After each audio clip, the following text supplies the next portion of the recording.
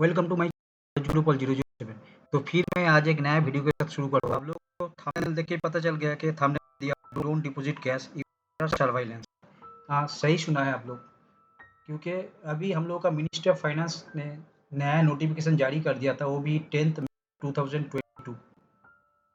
तो उस नोटिफिकेशन में जो बोला गया है, तो नोटिफिकेशन में आप लोगों के सामने देखिए डिस्प्ले कर दिया ऑलरेडी। इस नोटिफिकेशन में बहुत सारा पाबंदी रख दिया अभी, जो पहले कभी नहीं था। तो चाहे आप लोग को भी करिए, इसके लिए आप लोगों के ऊपर गवर्नमेंट का पूरा नज़र पड़ा हुआ है। तो देखिए, हम ये नोटिफिकेशन को खोल के आप लोगों को पढ़ के सुनाते भी है। तो ये जो थंबनेल जो दिया था, ये किस लिए दिया, वो ये देखिए। इसमें देखिए, ये जो नोटिफिकेशन जो जारी किया गया, इसमें देखिए, in exercise of the powers conferred by clause 7 of sub division 1 sub section 6A of section 139A and clause AB of explanation to the said section read with section 295 of the Income Tax Act 1961 43 of 1961. The Central Board of Direct Taxes hereby makes the following rules further to amend the Income Tax Rules 1962 namely.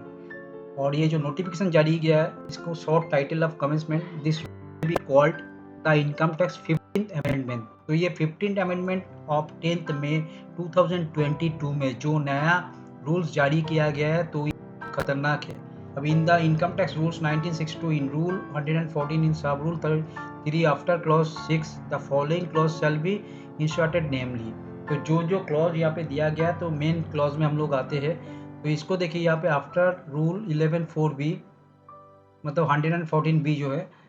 The following rule shall be inserted namely. तो इसमें क्या बोला गया, देखिए, the 114(b) a transaction for the purposes of clause 7 of subsection 1 of section 139 and the following shall be the transaction for the purposes of clause 7 of subsection 1 of section 139A namely। तो इसके ऊपर भी यही लिखा हुआ था। तो ये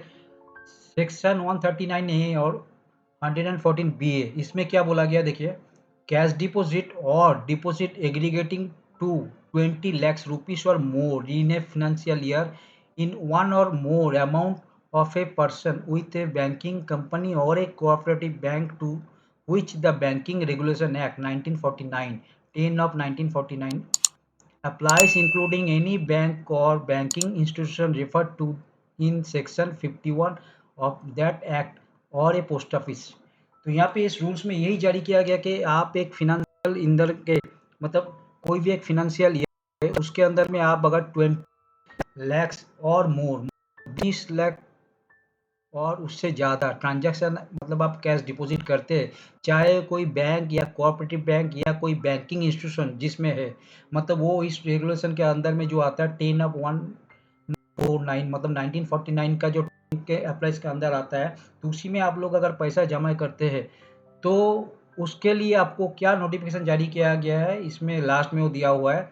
कि every person shall at the time of entering into a transaction specified in column 2 the table below quote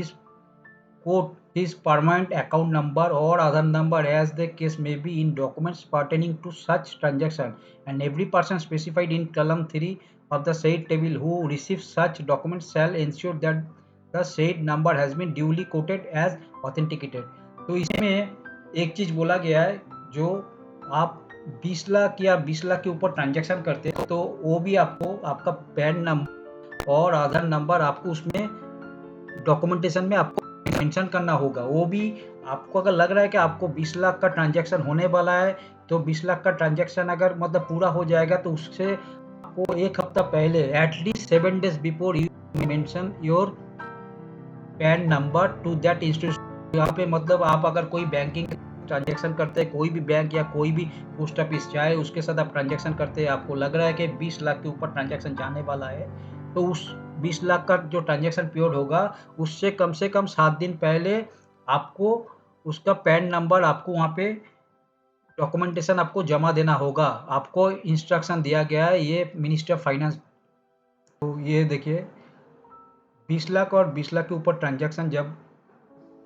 आपका क्लोज आ जाएगा, तो उससे पहले देखिए, यहाँ पे सेक्शन में आपको दिया हुआ है, देखिए, in the case of a person who intends to enter into the transaction prescribed under clause 7 of subsection 1 of Section 139A at least 7 days before the date on which he intends to enter into the said transaction। तो मैं पहले ही बोला था कि 7 दिन पहले 20 लाख का transaction अगर होने वाला है 7 दिन पहले ये आपको इंटीमेट कर देना होगा आपको। देखिए यहाँ पे देखिए अभी इफेक्टिव नहीं हुआ है, ये तो सिर्फ नोटिफिकेशन जारी किया है, बट ये इफेक्टिव होगा 26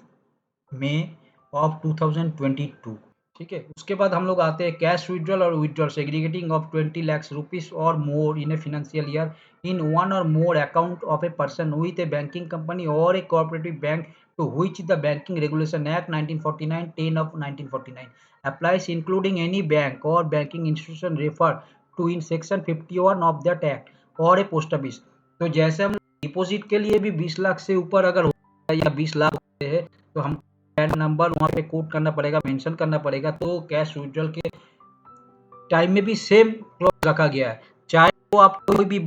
एक अकाउंट हो या 2 अकाउंट से आप पैसा मतलब कोई भी, चाहे वो जीएसटी के अंदर आपका कोई ट्रांजैक्शन करेंट अकाउंट में हो रहा है या तो आप कोई फिक्स डिपॉजिट से विड्रॉल कर रहे हैं या फिक्स डिपॉजिट बना रहा है, चाहे वो डिपॉजिट हो या विड्रॉल हो, कोई भी बैंकिंग ट्रांजैक्शन जो भी होगा, ट्रांजैक्शन जो भी है आपका, उसके लिए आपको पैन नंबर जो है वो आपको मेंशन करना पड़ेगा। और इसमें देखिए opening of current account or cash credit account by a person with a banking company or a cooperative bank to which the Banking Regulation Act 1949 10 of 1949 applies, including any bank or banking institution referred to in section 51 of that account और ए post office. आप कहीं पर भी current account या तो CC account open करने के लिए जाते हैं, चाहे वो बैंकिंग इंस्टीट्यूशन हो या बैंक हो या पोस्ट ऑफिस हो, तो आपको उस वहाँ पर भी पैन नंबर का आपको मेंशन करना होगा। और यहाँ पे देखिए after rule 11 B S show inserted by the Income Tax 15th Amendment Rules 2022, the following rules shall be inserted after the expiry of 60 days from the date on which this notification is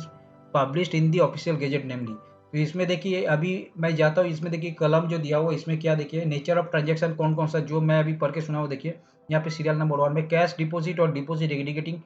to 20 lakh rupees or more in a financial year in one or more account of a person with a banking company or cooperative bank to which the Banking Regulation Act 1949 10 of 1949 applies, including any bank or banking institution referred to in section 51 of the act और post office. इसमें क्या है, person जो होगा ए banking company or a cooperative bank to the which the banking regulation act 1949 10 of 1949 applies, including any bank or banking institution referred to in section 51 of the act। और number 2 में postmaster general as referred to in clause I of section 2 of Indian Post Office Act 1898 6 of 1898। तो इसमें ये जो banking मतलब third वाला जो है ये इस डॉक्यूमेंट्स कलेक्ट करेगा और कलेक्ट करके मतलब आपका जो पैन नंबर जो है ये फॉर्म में आपको देना पड़ेगा मेंशन करके। और ये जो पर्सन रहेगा मतलब जो जिस बैंक में करेंगे, तो चाहे पोस्ट मास्टर हो चाहे बैंक मैनेजर हो, तो 2 नंबर में देखिए nature of transaction cash withdrawal or withdrawal segregating to 20 lakh rupees or more in a financial year in one or more account of a person with a banking company or a cooperative bank to which the Banking Regulation Act 1949 10 of 1949 applies, including any bank or banking institution referred to in section 51 of और 2 number में post office दिया हुआ है। तो उसमें भी देखिए अभी पर्सन जो है जो कलेक्शन जो मतलब ये बैंकिंग कंपनी और एक cooperative bank to which the Banking Regulation Act 1949 10 of 1949 applies, including any bank or banking institution referred to in section 51 of the act। 2 में postmaster general as referred to in clause I of section 2 of Indian Post Office Act 1898 6 of 1898। तो मतलब वहाँ पे देखिए deposit का भी जो है सेम आपका विड्रॉल का केस में भी सेम 20 लाख के ऊपर या 20 लाख और 20 लाख और मोर 20 लाख, तो दोनों में ही है। इसके बाद देखिए opening of current account or cash credit account by person with a banking company or a cooperative bank to which the Banking Regulation Act 1949 10 of 1949 applies, including any bank or banking institution referred to in section 51 और that act। उसके बाद देखिए इसमें person में कौन है, ये banking company और एक cooperative bank to which the Banking Regulation Act 1949 10 of 1949 applies, including any bank or banking institution referred to in section 51 of the act Number 2, Postmaster General as referred to in clause I of section 2 of the Indian Post Office Act 1898 6 of 1898। तो देखिए ये लोग यहाँ पे clause में बोला था permanent account number or Aadhaar number along with demographic information or biometric information of an individual shall be submitted to the Principal Director General of Income Tax System or Director General of Income Tax System or the person authorized by the Principal Director General of Income Tax System or the Director General of Income Tax System with the approval of the board for the purpose of authentication referred to in section 139 तो ये documents collect करने के बाद ये जो documents यहाँ पे इन लोगों को इंटीमेशन दे देना होगा, मतलब इन लोगों के पास इसको रेफर करना पड़ेगा। और नंबर 3 में जो है principal director general of income tax system or director general of income tax section system shall lay down the formats and standard along with procedure for authentication of the permanent account number or Aadhaar number. तो ये था मतलब cash का transaction जो भी होगा, cash deposit चाहे cash withdrawal या तो करेंट अकाउंट खोलिए, कुछ भी करिए, तो आपका अगर 20 लाख अगर ट्रांजैक्शन हो गया या तो 20 लाख के ऊपर चला गया तो आपको इसके लिए पैन नंबर आपको मेंशन करना पड़ेगा। तो आई होप कि ये वीडियो आप लोगों को अच्छा लगे तो वीडियो को लाइक ज़रूर कर देना और ज़्यादा से ज़्यादा शेयर करना कि दूसरों को भी नॉलेज में आ जाए। और कमेंट्स करके बोलिए आज का वीडियो कैसे लगा। चैनल में नया है तो चैनल को सब्सक्राइब जरूर कर देना और बेल आइकन को प्रेस कर दीजिए कि दूसरा वीडियो का नोटिफिकेशन ऐसे ही आप लोगों के पास आते जाए।